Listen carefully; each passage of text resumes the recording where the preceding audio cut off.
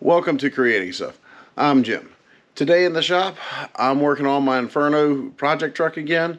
And in the last couple episodes, if this is your first video, I'm going to put a link on the screen to a previous video.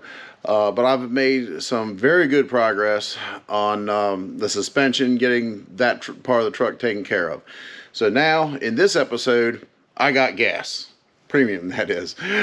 So I've made such progress on other parts of the truck. It's now come to the point where I need to start working to getting that engine to run. The reality of it is that's a junkyard engine.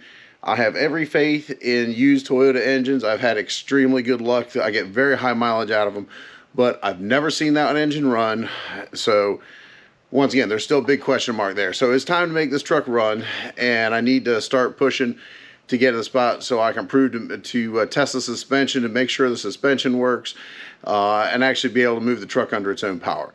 So now I'm finally starting to make my first step on that, and basically I have got to redo the fuel system. So this is just the stock fuel tank that came out of the truck. I wish it was just as simple as putting it back where it came out of, but I've got bigger plans. If you want to see those plans, you've got to stick around and watch the future videos, because I'm going to show you what I have plans for that extra room. So I'm actually going to be moving this fuel tank from one side of the truck to the other. The big reason is because I've got the exhaust system running down the passenger side of the truck where the fuel tank used to be. And so I'm moving the fuel tank to the driver's side. All the fuel lines are going to be on the driver's side, keep everything, all that away from the exhaust. I think that's a pretty smart idea. So, but this is just stock fuel tank. I am putting a new fuel pump in. The stock fuel pump for this truck originally had a 3-liter. The stock fuel pump will actually run the 3.4 without an issue. The stock pump for a 22RE will run that 3.4 without an issue. My other truck, Big Red, I put the 3.4 and I'm running just the factory 4-cylinder electric fuel pump in the tank, and it provides enough volume and pressure to get the job done.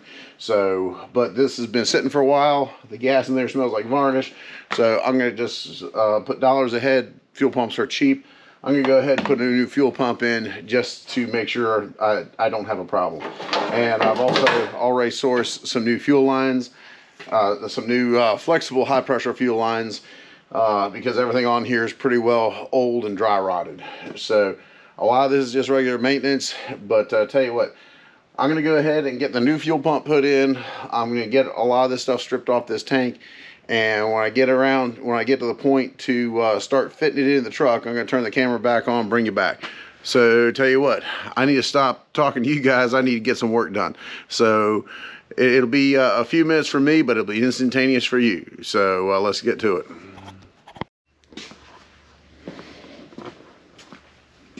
All right, well, I got the new fuel pump put in. Ended up having to put some new screws in it because I had a couple that broke off. Had to get them apart. Got all the fuel lines off, and yeah, I had to reclaim these. Makes things a little easier putting the keeping all the factory Toyota fittings and all that. A lot easier just to cut those out and reuse them. So anyways, now I'm going to go ahead and get this see what I got to do to fit this under the truck. Let's go take a quick look. All right, underneath the truck over here, this is where the fuel tank originally went. Unfortunately, nice beautiful spot, it's not going there. Need to put it over here. And the reason being is because the exhaust system is coming down this side. So I'd rather have the fuel tank and all the fuel lines on the opposite side of the truck. One fitment issue I can already tell is if you see this big gaping hole right here, the fuel tank actually took up some of that real estate. So I'm going to end up having to cut this body, and the good thing is there's just a storage compartment on the inside, so I will sacrifice that so I can cut this, and I just have a simple plate. I just got to cover the lid off, and that should be about it. So I'm not going to bother this too much, but I'm going to go ahead and get the fuel tank up in place, see how it fits, and see what I got to do.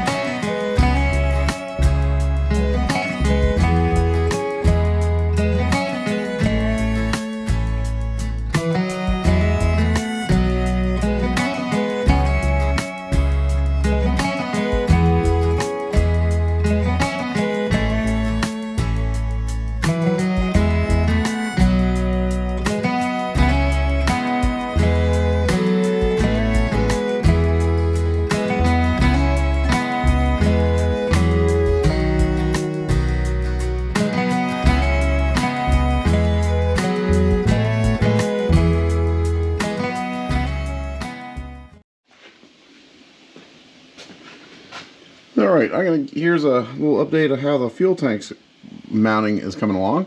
These are tacked in. I got the fuel tank out just because I needed to get it out to weld a few brackets in. That's tacked in along with that front one. I just have to weld them up, put some paint on them, and the tank will be ready to go back in. I have a little bit more work. I still have to clean this fuel tank up. I need to lengthen these wires and these wires just to make sure I have enough to tie into the harness when the time comes. Other than that, I just got to clean this thing up a little bit. And then the other thing I got going on is this is for the fuel filter bracket. I got to weld this onto the side of the frame rail. I still have to bend that tab over so I can put a hose clamp on it, hold it in place. And then I cut out a bunch of these little tabs because I need something that I can zip tie the fuel lines to as they go along the frame rail. And I'll probably do those and some other ones. And these may end up being temporary. After I have the final setup with all the fuel lines, brake lines, everything run along there, I may secure them a little bit differently, do a little better job, but these will work for the time being. Well, enough of me yakking. I gotta get back to work. See you on the flip side.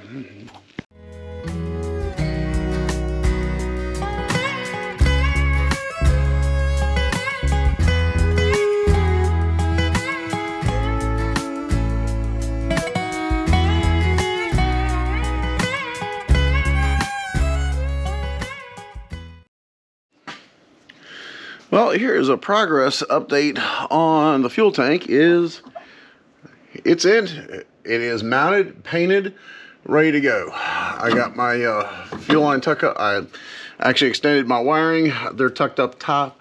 That was just so I could throw this lousy coat of paint on there. And then move around up here. This is where I put my fuel filter. So basically, it's coming out pretty well. Then I've got some of my tabs going along there, going along the frame rails. So from here I got to run the pressure and the return line.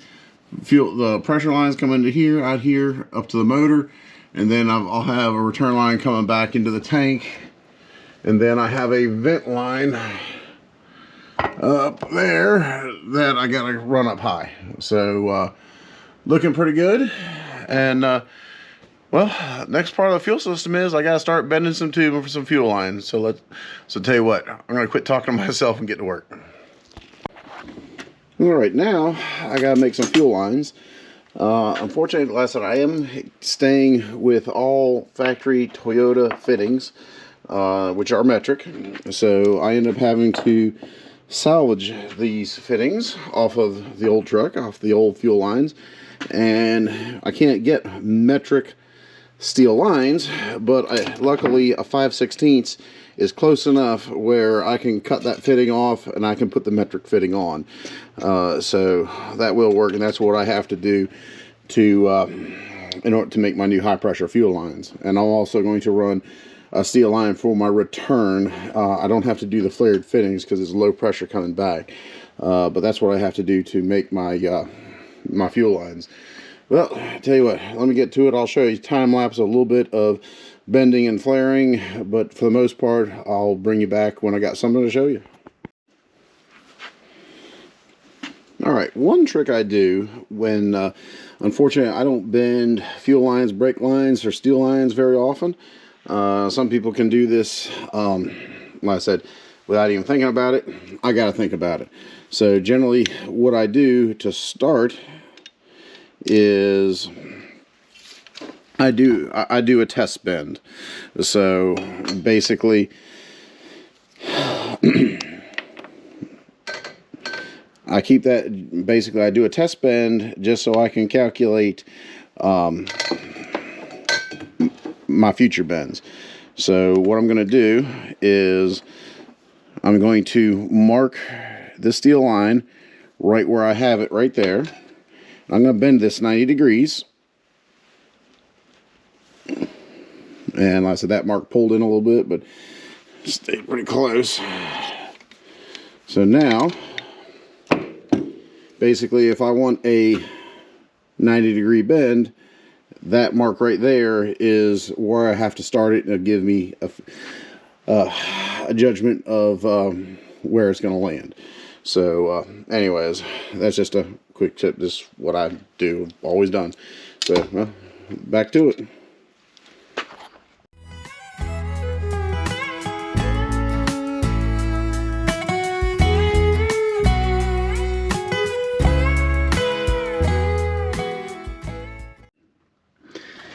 Alright, well here is the progress on my fuel lines. Although I did buy a new high pressure rubber fuel line up here, this one actually seemed to be in really good condition. So I just opted to leave it. I'll keep it. The other one is a spare. This bend ended up fighting me a little bit, but I got it. Looks like it should rest and secure, and more or less should be able to secure it right there. And then the fuel line drops down the side of the shock tower and then goes along the side of the frame rail. So, but now I'm going to go ahead and start doing the fuel return line, and I'm going to do a flexible, and then I'm going to probably try and mirror this fuel line and then just run that to the back. But luckily the low pressure, I can just hold that with some hose clamps without any issue. It's low pressure. If it has enough pressure to blow apart, there's a clog somewhere. So anyways, so I tell you what. All right, here is the finished product for the pressure line and the return line. They come up along there. The pressure line goes into the fuel filter, the bracket that I made for that. I'm pretty happy with that. And then all the little brackets that I cut out, you can see that right there. I tack welded those, or welded those to the frame, using those to secure my fuel lines all the way down. So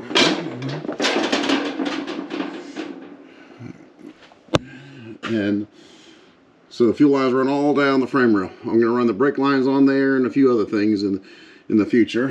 And I've already showed you what it looks like in the engine compartment, and you're just going to have to take my word for it, because the return line looks just like the pressure line right next to it, because I just don't feel like lowering the truck down right now. So, but now the biggest thing I have left to do is I got to run two hoses from there to there, and then the vent line. So, but unfortunately, I'm out of parts right now. I'm out of parts, so I actually have to run to my hydraulic shop I use all the time, and that's going to be tomorrow. So I'm about done for today. So I will see you tomorrow. Well, I had a small well, I made an incorrect statement. If anybody caught it, I hope you did.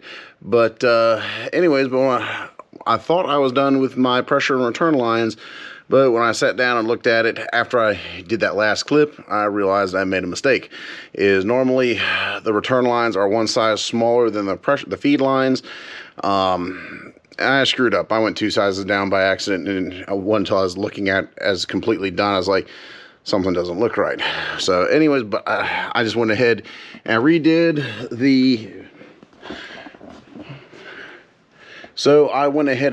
the return line the same size as the pressure line. So